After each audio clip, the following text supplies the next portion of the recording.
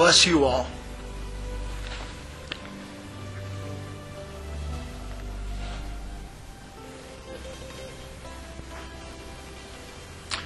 Today I feel heartened to meet with the Buddhist Society.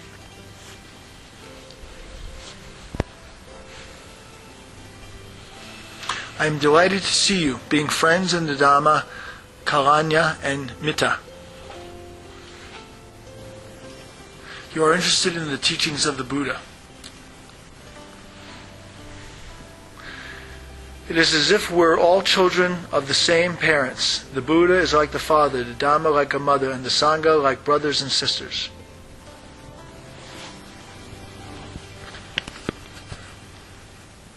We as Buddhists are like family members.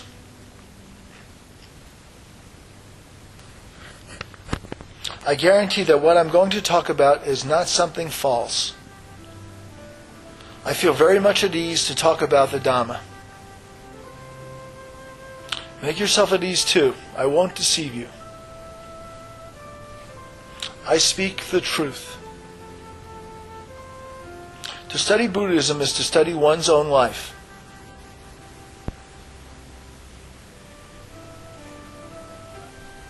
Our life or nature consists of two things, body and mind.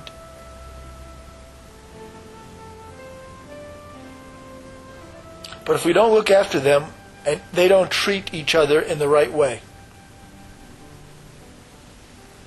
We have to look after our body and mind with sati. When there is awareness, things are just. But without awareness, the body will use the mind in the wrong way, and vice versa. For example, anger arises in the mind, and it makes the body suffer too. Sleepless nights and stomach disorders. Sometimes the body is hungry, and that makes the mind suffer too. There is no balance and no happiness. And so we look for happiness somewhere else. We think that going to the pub is happiness, but it isn't. Real happiness is to be found within. Therefore, we must look after our bodies and minds. This is done with sati sampanjanya. We check and oppose things with awareness. We are aware of all things that happen with the body, such as heat, cold, hunger, and tiredness. In reality, these things are changing conditions. They are conditions of the body. The mind doesn't need to be troubled by it. It is only natural for the body to feel hot, cold, hungry, tired, and so on. Those conditions are just like that. We understand that. The mind is free from trouble. But sometimes many thoughts, worry, and tension arise in the mind. These are conditions of the mind.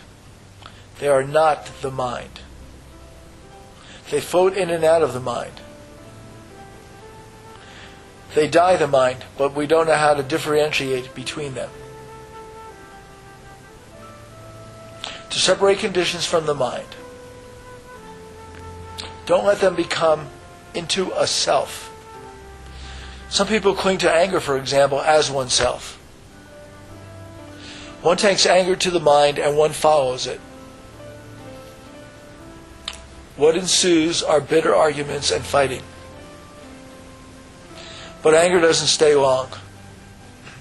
Then one feels remorse. Like some parents beat their children out of anger. But when the anger is gone, they feel really bad. Sometimes to the extent that tears are flowing. But in the fact, the mind is not anger. It is an object, a condition of the mind. When we look after and keep a check on our minds with awareness, anger is no big deal. It starts with a little thought, and we know it in time with awareness. We know the conditions arising in the mind.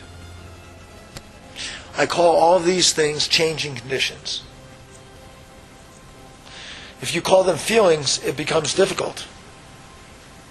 Greed, aversion, delusion, or whatever it may be that arises in the mind, I call them changing conditions. Those things are not the mind. When we know this much, it is easy to deal with them. When we know how to solve the problem, change, and adapt.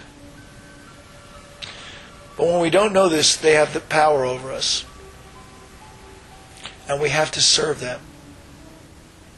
Defilements become part of one's character. For some, they let defilements tell them what to do. One can see that their actions stem from defilements.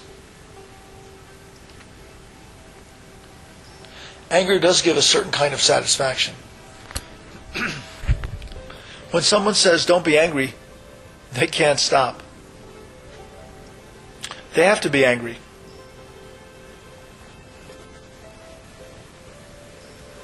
Some people even go looking for reasons to be angry. Sometimes it comes to fighting and killing. But from my observation, anger is just a changing condition. Dissatisfaction, feeling uncomfortable, and tension are the same, changing conditions. May you study these things in your mind. These things are harmful if we don't know them. We should oppose and check these things with awareness. Look after the mind with sati, or just come back to the present. But first we have to build up awareness. We have to develop this quality of knowing. Awareness is able to oppose and respond to things. Whatever thoughts we're caught up in, we come back to awareness.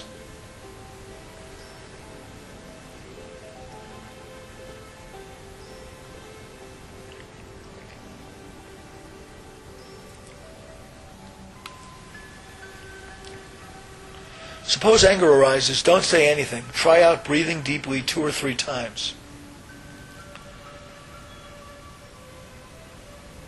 The breathing might pacify your anger.